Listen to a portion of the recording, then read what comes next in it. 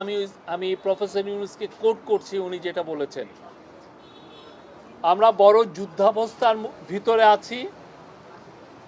আওয়ামী লীগের কার্যক্রম নিষিদ্ধ হওয়ার পরে ডিস্টাবিলাইজ করার জন্য যত রকমভাবে পারে চেষ্টা করছে। এটা থেকে আমাদের রক্ষা করতে হবে। তারা কিছুতেই মেনে নিতে পারছে না।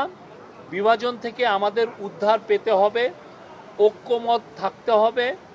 আত্মমর্যাদাপূর্ণ জাতি হিসেবে আমরা যতটুকু দাঁড়াতে পেরেছি এটা যেন সামনের দিকে যায়। সবাই একসঙ্গে বসাতে উনি বলছেন যে আমি মনে সাহস পেলাম। সুষ্ঠু নির্বাচন করতে না পারলে আমি অপরাধী অনুভব করব। আর তারপরে বলেছেন যে মহাসুযোগ পেয়েছি অভ্যুত্থানের কারণে। ধ্বংস হয়ে যাওয়া দেশকে টেনে আনা, আওয়ামী লীগকে নিষিদ্ধ করার সঙ্গে সঙ্গে আর একটা যুদ্ধ পরিস্থিতি তৈরি হয়েছে দেশের ভিতরে এবং বাইরে, যাতে আমরা এগোতে না পারি, যাতে সব কিছু কলাপস হয়ে যায়, আবার যাতে গোলামিতে ফেরত যাই। এটা উনি বলেছেন। মানে যারা এই কনস্পাইরেসিগুলো করছে তাদের ইন্টেনশন হচ্ছে আমরা যেন আবার গোলামিতে ফেরত যাই।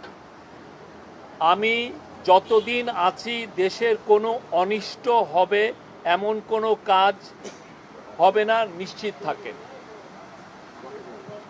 আমি যতদিন আছি দেশের কোনো অনিষ্ট হবে এমন কোনো কাজ আমাকে দিয়ে হবে না, নিশ্চিত থাকেন।